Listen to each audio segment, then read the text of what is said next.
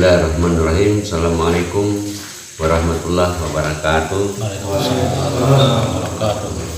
Alhamdulillah ya, kita berjumpa kembali pada pertemuan ini kali ini. Ya, tentunya karena pada malam hari ini adalah malam yang merupakan kegiatan rutinitas daripada pertemuan di Golping atau Rayon Pemudai. Perlu disampaikan bahwa ada gladi bersih yang sudah mencapai Euro 10, tetapi pada malam hari ini juga ada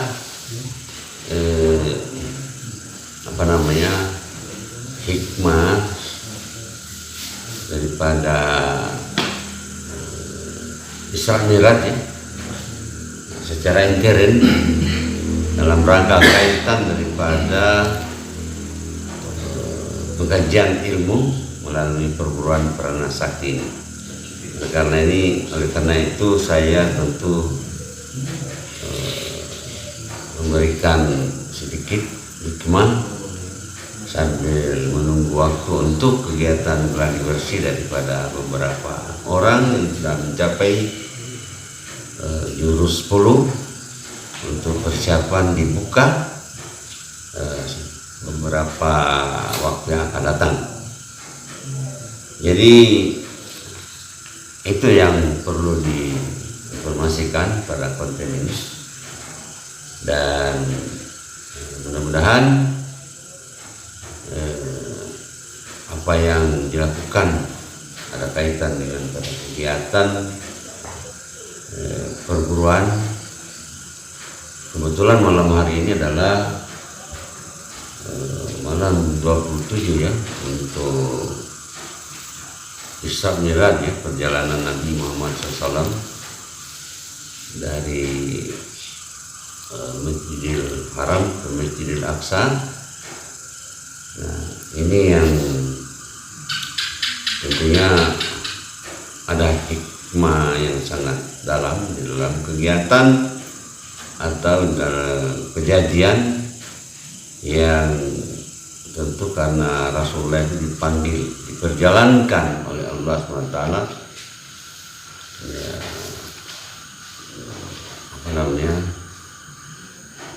Isra dan Mi'raj, yang tentunya ada dasar ya. Dasarnya adalah Al-Isra ayat 1, subhanallazi asra bi'abdihi lailan minal masjidil haram ilal masjidil aqsa alladzi barakna haulahu linurahu innahu huwal samiul basir. Ya, jadi itu ayatnya ya.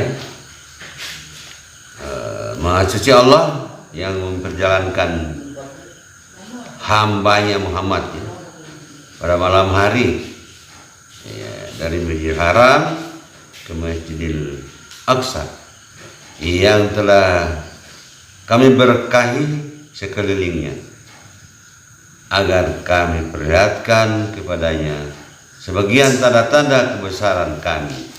Sesungguhnya Dia Maha mendengar, Maha melihat.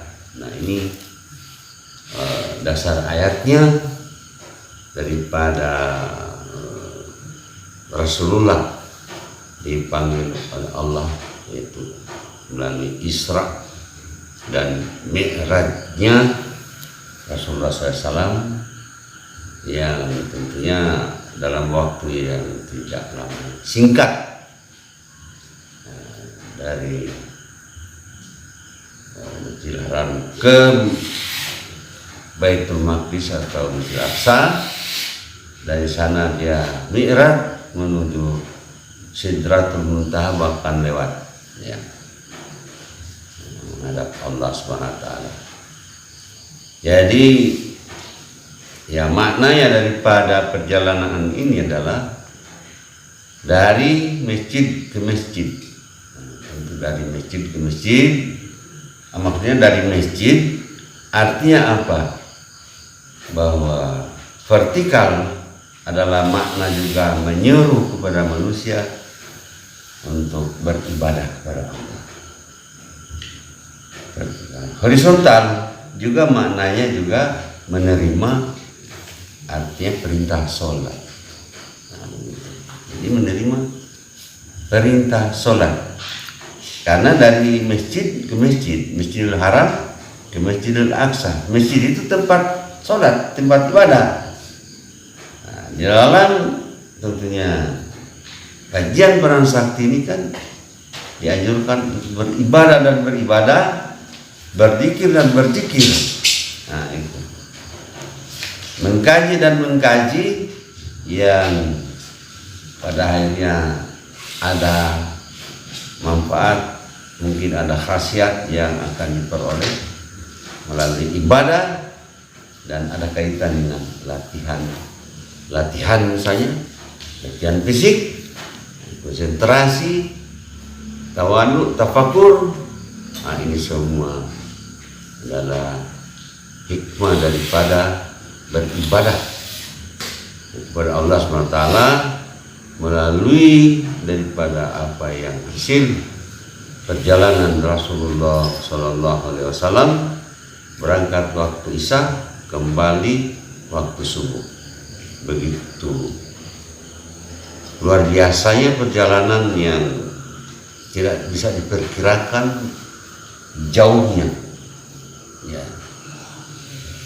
Nah, oleh karena itu dengan hikmah Isra Mi'raj yang sesungguhnya ini adalah pada intinya adalah perintah sholat, melaksanakan ibadah terutama sholat 5 waktu, dan ini tentunya adalah anjuran di dalam kegiatan perguruan Prana Sakti ini. Mudah-mudahan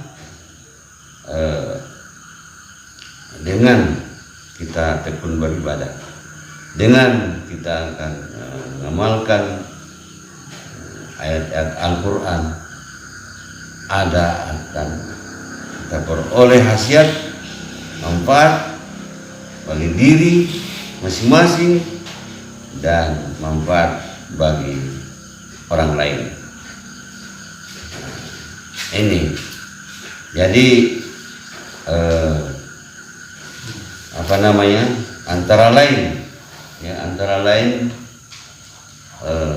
pengamalan ayat-ayat Al-Quran yang kita lihat di konten, yaitu ada pengamalan surat Al-Fil, ya.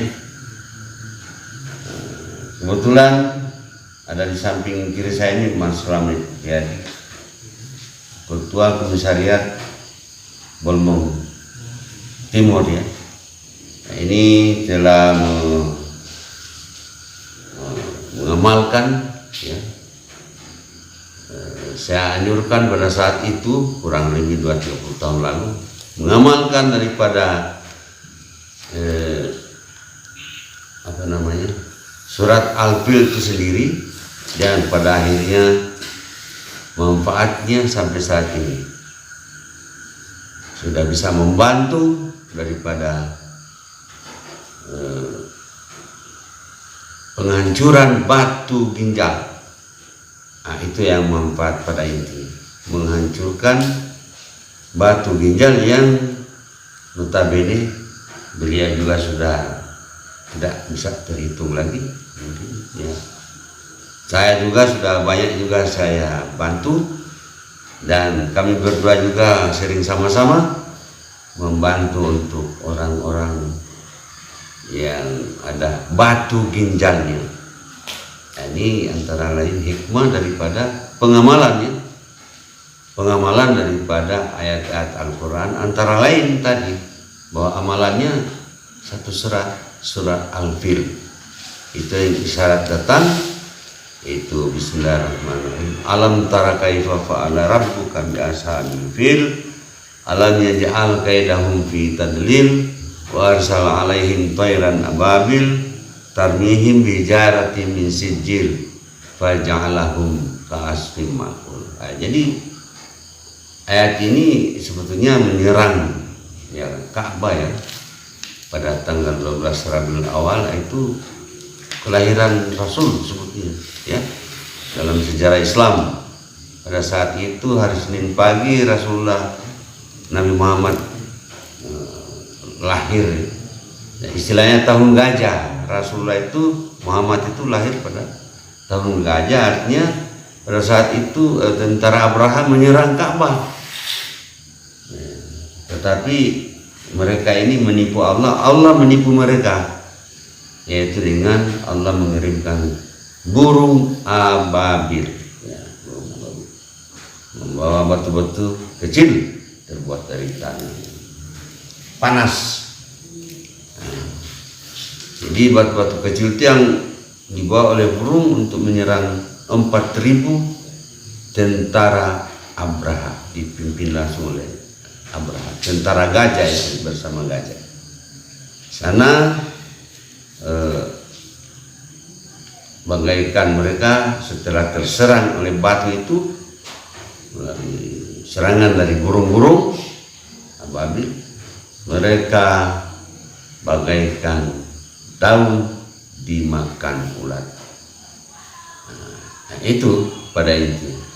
Tetapi setelah diamalkan, ini saya dengan Mas Lamit yang kiri saya ini, nah, ini luar biasa. Setelah diamalkan ternyata bertahun-tahun ya pengamalannya, yaitu pegang batu ya, baru diamalkan amalan utama itu ya, diamalkan, dibaca terus ayat tersebut. Pada akhirnya batu ini hancur. Sesudah hancur, manfaatnya apa? Ternyata bisa dikonsentrasikan kepada orang yang mempunyai gangguan batu ginjal. Setelah itu dicoba, ternyata ya batu itu hancur dan keluar melalui saluran kencing. Nah itulah sehingga kami temukan seperti inilah ya hasil daripada pengamalan salah satu ayat. Dan tentunya adalah karena ayat Al-Quran itu adalah mukjizat. Ternyata kemukjizatan Al-Quran itu tidak bisa kita ukur dengan kemampuan akal manusia ya. Dia menyesuaikan daripada apa yang dibutuhkan oleh manusia. Kemukjizatan Al-Quran itu masih perlu dikaji dan dikaji. Makanya pintu ijtihad itu belum tertutup. Para mujahidin mengatakan seperti itu. Karena Al-Quran itu terbentang luas untuk kita kaji sampai kapan? Sampai akhir zaman, sampai hari kiamat. Oke, bagi manusia, karena Al-Quran disodorkan kepada manusia. Itu baru salah satu ayat.